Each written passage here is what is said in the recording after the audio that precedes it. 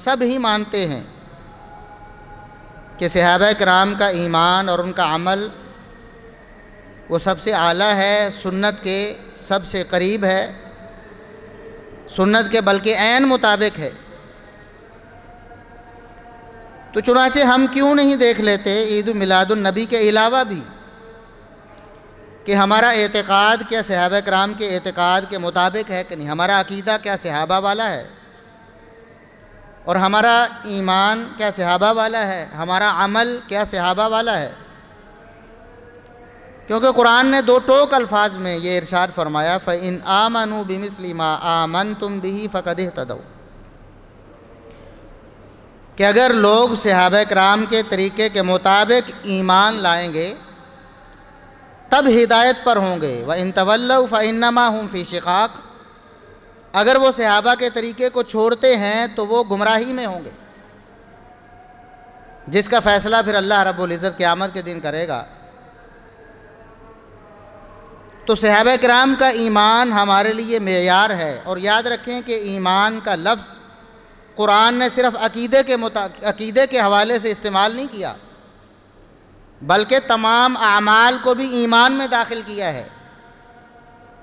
चुनाचे ये आयत पहले पारे के इख्तिताम पे है, आखिर में है, और दूसरे पारे के शुरू में जहाँ तहवील किबला का मसला बयान हुआ कि किबला अब बैतुल मक़दिस से चेंज करके बैतुल्लाह को बना दिया गया है। तो वहाँ पर कुछ सहाबा किराम के दिल में ये ख्याल आया, क्योंकि वो अल्लाह से बहुत डरने वाले थे, उनको अपने आमाल की बहुत ज़्यादा फ़िक्र होती थी, बावजूद इसके कि पहले चूँकि हुक्म ही नहीं आया था तो बैतुल मुक़द्दस की तरफ रुख करके नमाज़ पढ़ते थे। अब हुक्म आ गया तो बैतुल्लाह की तरफ रुख करके नमाज़ पढ़ने लगे। लेकिन उनके दिल में ये डर पैदा हुआ कि हमारे वो मुसलमान, वो मोमिन जो पहले फ़ौत हो गए हैं या शहीद हो गए हैं, इस हालत में कि हम बैतुल मुक़द्दस या बैतुल मक़दिस की तरफ रुख करके नमाज़ पढ़ते थे। ये लफ्ज़ दोनों तरह दुरुस्त है, बैतुल मक़दिस भी और मुक़द्दस भी।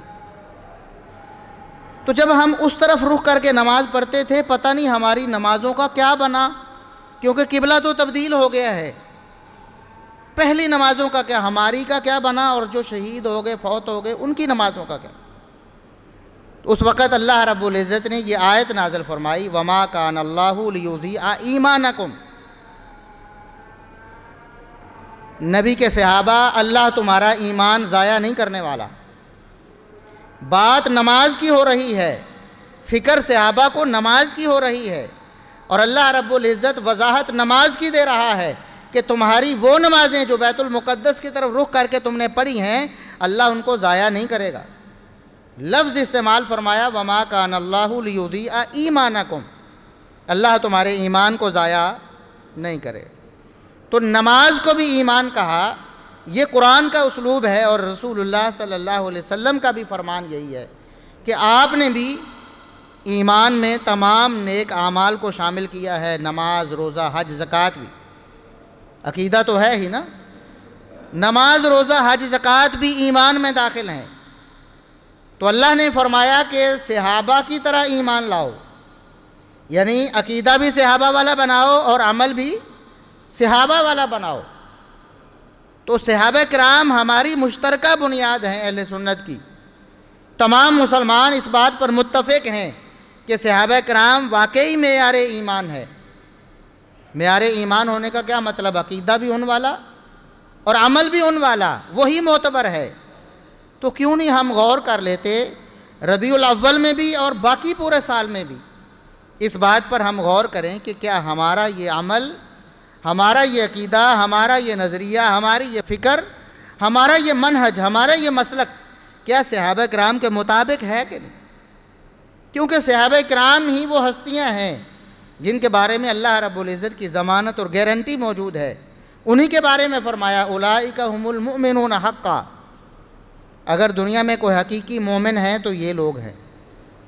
उलाइका हुमुर राशिदून, दुनिया में अगर कोई राह रास्त पर लोग हैं तो ये लोग हैं। उलाइका हुमुल मुफ़लिहून, दुनिया में कोई कामयाब व कामरान हैं तो यही लोग हैं। तो अल्लाह रब्बुल इज़्ज़त की गारंटी इन पर मौजूद है लिहाजा तमाम मुसलमान जो सहाबा को मानने वाले हैं अपने अकीदे और अमल को सहाबा कराम के अकीदे और अमल से टैली करें, कंपैरिजन करें, कहीं फ़र्क तो नहीं आ रहा। अगर फ़र्क आ रहा है उस फ़र्क को ख़त्म कीजिए और अपने अकीदे और अमल को सहाबा कराम के अकीदे और अमल के मुताबिक बनाइए।